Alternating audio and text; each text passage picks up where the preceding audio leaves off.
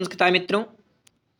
देखिए आज हम किरात अर्जुनीयम जो प्रथम सर्ग रखा हुआ है आपके सिलेबस में, तो इसका सारांश समझेंगे कि आखिर किरात अर्जुनीयम में पूरी संपूर्ण घटना क्या हुई है। देखिए घटना अगर आप पढ़ेंगे, घटना को एक बार सुन लेंगे, समझ लेंगे, तो आपको पता चल जाएगा कि कैसे प्रश्न बन रहे हैं, क्या चीज़ है, और कुछ महत्वपूर्ण सूक्तियां हैं वो भी मैं आपको डाल दी हूँ ताकि आप अगले कोई भी एग्जाम करेंगे तो वो सूक्तियां पूछ ली जाती हैं। ठीक है, आप जानते हैं कि किरात अर्जुनीयम में कुल आपके 46 श्लोक हैं और 1 से 44 तक जो आपके श्लोक हैं, तो उसमें कौन सा छंद है, 1 से 44 तक जो श्लोक है आपके वंशज छंद में है, और 45 से नंबर का जो श्लोक है आपका उसमें पुष्पिताग्र छंद है, और 46 नंबर में जो है मालिनी छंद है। ये आप ध्यान रखना, आप पूछा जाता है। ठीक है, अभी 2021 में पूछा गया था टीजीटी में। तो इस घटना को आप समझिए कि किरात अर्जुनीयम में कैसे क्या घटना हुई उसको मैं आपको बता रहा हूँ। ध्यानपूर्वक घटना को सुनना, और ये आपकी स्क्रीन पर दिखाई दे रहा होगा अगर ध्यान से देखेंगे तो ये स्क्रीन पर आप देखना, लेकिन मेरी बात को एक बार ध्यान से सुनना।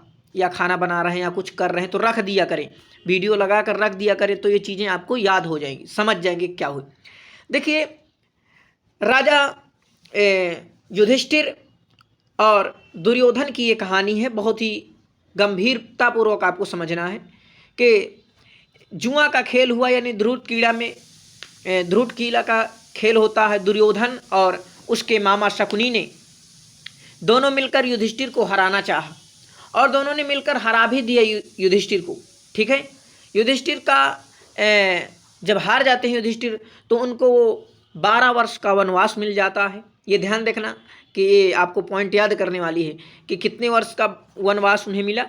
तो वनवास उनको जो है 12 वर्ष का वनवास मिला, और 1 वर्ष के लिए अज्ञातवास जो है युधिष्ठिर को मिला।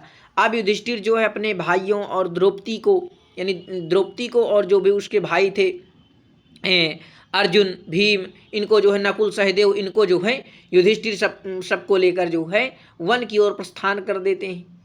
अब ये आगे चले जाते हैं। अब ये जब वन में रहने लगते हैं, द्वैत नामक वन में रहने लगते हैं, तो वहाँ इन्होंने अपने शासन पद्धति को जानने के लिए कि भाई हमारी शासन पद्धति अब कैसी चल रही है, क्या दुर्योधन अच्छी प्रकार से उस शासन पद्धति को चला रहा है या नहीं, उसको जानने के लिए इन्होंने वनेचर नामक एक दूत को वहाँ भेजा। ठीक है, और वो जो है ब्रह्मचारी वेशधारी है, यानी वर्णलिंगी जो वनेचर है वो ब्रह्मचारी है। ठीक है, तो अब यहाँ से आपको स्क्रीन पर दिखाई दे रहा होगा, मैं आपको स्क्रीन पर दिखाता चलूँगा, और ये समझना कुछ पॉइंट आपको। मैं आपको पहली कहानी बता दी कि क्या क्या हुआ था। किरात अर्जुनीयम में ध्यान देना कि वस्तु निर्देशात्मक मंगलाचरण किया गया है।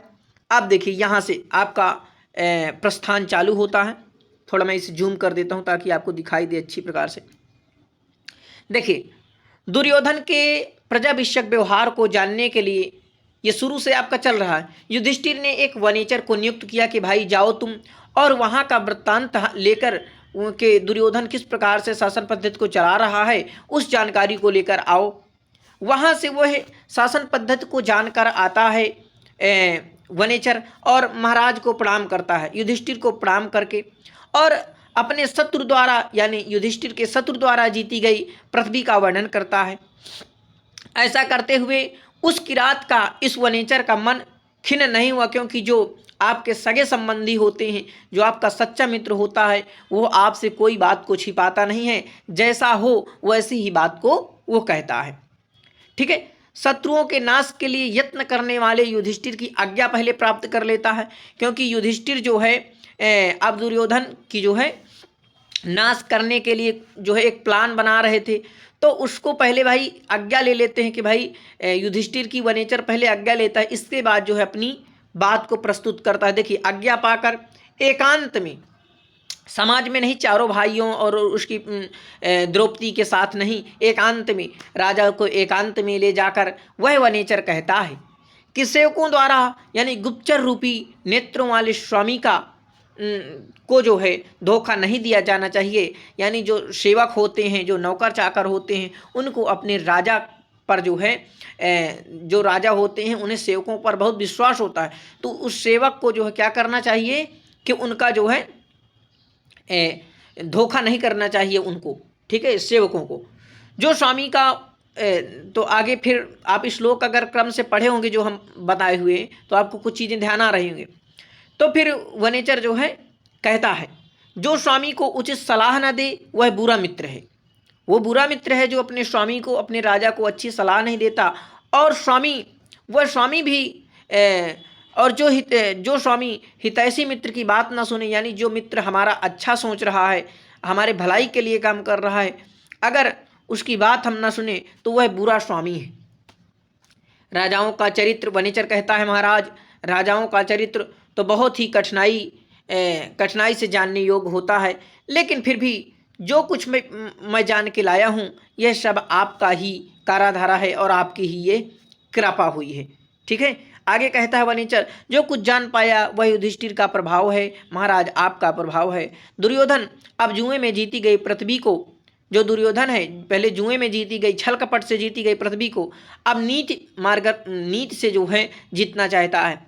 युधिष्ठिर को जीतने के लिए दुर्योधन अपने गुणों से यश का विस्तार कर रहा है, अपने गुणों को फैला रहा है। कौन? दुर्योधन अपने 6 शत्रुओं को, ये 6 शत्रु हैं काम, क्रोध, लोभ, मोह, मद, मात्सर्य, उसने इन पर विजय प्राप्त कर लिया है। और जो भी इन 6 शत्रुओं पर विजय प्राप्त कर लेता है वो समझिए उसकी नैया पार हो गई। दुर्योधन सेवकों से मित्र जैसा, जो सेवक हैं उसके, देखिए सेवकों जैसे क्या कर रहा है, मित्रों जैसा व्यवहार कर रहा है, और मित्रों से भाइयों जैसा और भाई बंधुओं को शासक मानकर व्यवहार करता है। यानी जो भाई बंधु हैं उन्होंने कहते हैं भाई तुम ही शासक हो, तुम ही राजा हो, मैं राजा नहीं हूँ। ठीक है, इस प्रकार का वो व्यवहार करता है। दुर्योधन का मधुर वचन दान के बिना नहीं होता, उसका जो मधुर वचन है वो दान देता है और मधुर बात भी करता है, दान आदर सत्कार को छोड़कर नहीं करता, वह विशेष गुणों के अनुराग के बिना नहीं होता है। आगे वनेचर कहता है महाराज, वह जितेंद्रिय दुर्योधन अपना कर्तव्य मानकर धर्म विप्लव को दंड से रोकता है। यानी अगर कोई धर्म का उल्लंघन करता है तो उसको दंड भी देता है। अन्य कारण से नहीं, राजाओं के उपहास स्वरूप प्राप्त हाथियों के मज्जल से दुर्योधन का आंगन जो है गीलेपन को प्राप्त होता है। आगे कहता है कि कुरु देश के निवासी कृषि के लिए वर्षा जल पर निर्भर नहीं है। पहले वो वर्षा जल पर निर्भर थे, लेकिन अब वो क्या किया है, बड़ी बड़ी नहरें और बड़ा बड़ा जलप्रपात खुलवा दिया है कि अब जो है वर्षा की कोई इच्छा नहीं है। अब जब आप सारांश लिखेंगे यही चीज़ें इस प्रकार से आपको लिख देना, ठीक है, समझना ध्यान से। रहते हुए देखिए आगे कि अरे भाई हाँ, कृषि अदेव मात्रक दुर्योधन के कुबेर सदस्य गुणों से द्रवित पृथ्वी स्वयं धन रूपी दूध देती है, और दुर्योधन के धनुर्धर लोग मान रूपी धन वाले, यानी धन से सम्मानित और युद्ध में यश पाने वाले होती हैं। आगे कहता है कि महिपाल लोग हैं वो दुर्योधन के गुणों में अनुराग के कारण उसके आदेश को माला की भांति सिरोधार करते हैं। कोई जो है उसकी आज्ञा का उल्लंघन नहीं करता, किसकी? दुर्योधन की। ठीक है, और दुर्योधन के शासन को युवराज नियुक्त किया है। वनेचर प्रथम सर्ग के 25वें श्लोक तक यह वक्ता है, और उसके बाद उसके चले जाने पर, यानी अब वनेचर चला जाता है, उसके चले जाने पर युधिष्ठिर द्रौपदी के आवास में प्रवेश करते हैं, यानी कि वहाँ अपने द्रौपदी के पास जाते हैं। तो बुरी मनोव्यथाएं द्रौपदी को बोलने के लिए उद्यत करती हैं, यानी द्रौपदी भला बुरा कहती है। द्रौपदी कहती है युधिष्ठिर में मदस्रावी हाथी के समान पृथ्वी को माला की तरह अपने हाथ से त्याग दिया तुमने, बहुत डांट फटकार लगाती है द्रौपदी। सफल क्रोध वालों के वश में प्राणी स्वयं हो जाता है। ब्रकोदर पूछा जाता है आपसे मित्रों, ध्यान रखना। भीम धूल धूसर रहित होकर पैदल ही पर्वतों में घूमता है। इंद्र के समान पराक्रमी अर्जुन ने उत्तर कुरुदेश को जीतकर प्रचुर धन लाया था और युधिष्ठिर को दिया था, वह अब वल्कल वस्त्र का संग्रह करता है। जो उत्तर कुरु प्रदेश को जीतकर धन लाया था, आज वो क्या कर रहा है? तो आज महाराज वो जो है क्या कर रहा है, वो वल्कल वस्त्र का संग्रह करता है। ये कौन कहती? डांट फटकार लगाती तो उसकी जो है द्रौपदी। ठीक है, नकुल सहदेव का शरीर वन में सोने के कारण कठोर हो गया है, दोनों जुड़वे हाथियों के समान हैं। युधिष्ठिर कुश वाली भूमि पर यानी कुशा की भूमि पर सोकर सृगाली और सियारिनियों के शब्दों से निद्रा का परित्याग करते हैं। अब ये मित्रों आपकी महत्वपूर्ण सूक्तियाँ हैं, इन्हें आप याद करना, कोई भी कहीं भी एग्जामों में पूछी जाती हैं।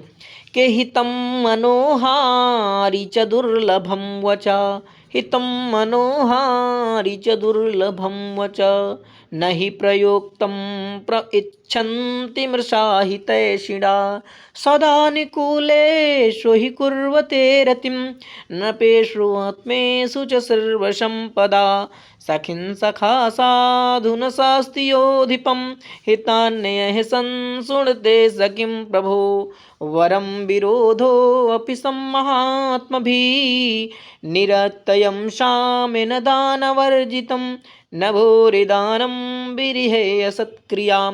तो ये महत्वपूर्ण सूक्तियाँ हैं, आप इन्हें याद कर लीजिए।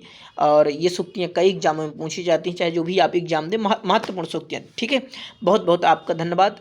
और देखिए, संस्कृत का प्रचार प्रसार करिए, लोगों तक संस्कृत को बांटिए। अगर वीडियो अच्छी लगी हो तो लाइक करना और अपने मित्रों तक जरूर भेजना।